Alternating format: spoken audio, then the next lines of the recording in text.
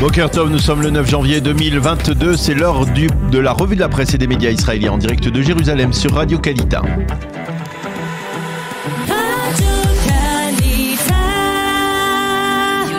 La revue de la presse israélienne en direct de nos studios de Jérusalem. Et l'on retrouve Daniel Haïk donc pour cette revue de presse et nous commencerons Daniel cette première revue de presse de la semaine par l'Omicron et par la flambée du nombre de nouveaux malades recensés. Et oui Christophe, le Yediot Aharonot parle de 30 000 nouveaux malades durant le week-end, une donnée inédite et les journaux se font l'écho des incertitudes du système de santé israélien face à de telles données.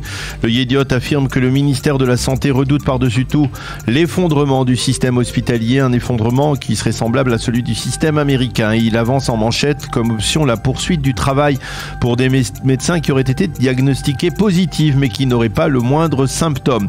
Le Israël Hayom, lui, évoque l'éventualité de réduire la durée de la période d'isolement pour les contaminés à 5 jours seulement. L'un des principaux casse-têtes pour la santé publique israélienne, c'est le système scolaire qui pourrait être paralysé de facto par un trop grand nombre de nouveaux malades parmi les jeunes. Les quotidiens indiquent également qu'avec les nouvelles directives, le nombre de tests PCR est en baisse sensible. Les journaux annoncent également que le pass vert ne sera plus réclamé à l'entrée des centres commerciaux à partir d'aujourd'hui en Israël et ils citent les commerçants de ces centres qui affirment que la décision d'imposer le pass vert ces dernières semaines leur a causé un très lourd préjudice. Alors justement Daniel, qu'écrivent les éditorialistes à propos de ces changements et de ces données ? Dans le Israël Hayom, le professeur Roni Gamzou, qui fut le coordinateur Corona au début de l'épidémie, déplore que les dirigeants israéliens donnent actuellement une image de frayeur et de crainte. Il faut que nous continuions à diffuser de la force, de la résilience et de la créativité, écrit-il ce matin, sinon nous allons perdre la confiance du public. En page 5, le professeur Ran Balintzer, l'un des experts connu et reconnu depuis le début de la crise, prédit que nous allons nous retrouver sous peu avec 1 million de nouveaux malades contaminés. Il suggère au ministère de la Santé de remplacer le pass vert par le pass violet. Et dernier point important, il ne pense pas que l'État d'Israël parviendra à l'immunité collective.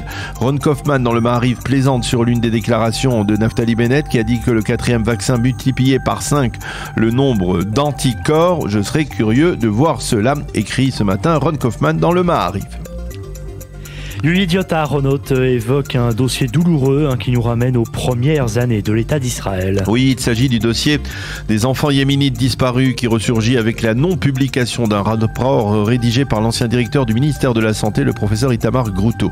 Cette affaire remonte aux années 50 avec la disparition de dizaines d'enfants d'origine yéménite qui, selon les accusations de leur famille, auraient été dérobés à leurs proches par les services sociaux et médicaux de l'époque qui leur avaient fait croire qu'ils étaient morts de maladies naturelles avant d'être confiés dans de nouvelles familles d'adoption.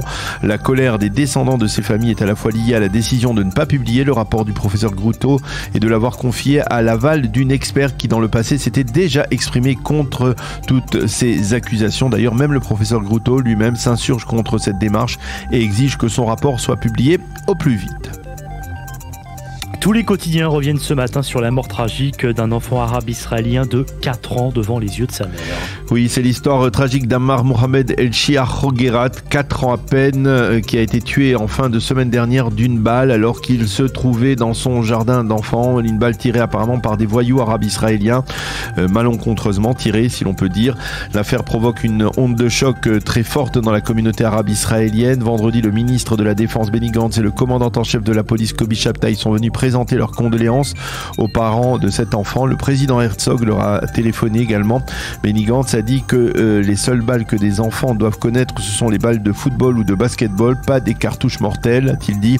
Le Haaretz consacre sa page d'ouverture à cette tragédie et le journal cite les habitants du village de Bir El Marsour, le village où le drame s'est produit. Ces habitants accusent les autorités de ne pas offrir aux jeunes des activités éducatives, ce qui les projette dans la rue au contact des truands armés. Un mot de politique et une initiative qui pourrait embarrasser le Premier ministre par alternance, Yair Lapid. Et oui, il s'agit d'un projet de loi qui est déposé par le Likoud qui vise à limiter le nombre de ministres dans l'actuel gouvernement. C'est le Israël Hayom qui nous en parle assez longuement ce matin. Attention, il s'agit d'un projet qui a été à l'origine déposé sur la table du Parlement israélien par Yair Lapid lui-même lorsque celui-ci était dans l'opposition durant la 23e Knesset. La loi interdit au Premier ministre d'élargir son gouvernement sans limite pour des motivations purement politiques et elle propose de limiter à 19 le nombre de ministres du gouvernement avec 4 vice-ministres supplémentaires, bien loin de l'actuel gouvernement qui compte 36 ministres et vice-ministres en Israël. Et puis on finit cette revue de presse, Daniel, en rendant un hommage, et c'est ce que font ce matin les principaux quotidiens, à Yoram Toharlev, le très célèbre parolier israélien. Oui, Yoram Toharlev a été inhumé vendredi dans son kibbutz de Yagour, où il est né il y a 83 ans. Son cercueil avait été auparavant déposé sur la scène du théâtre Habima à Tel Aviv, où des centaines de personnes se sont recueillies.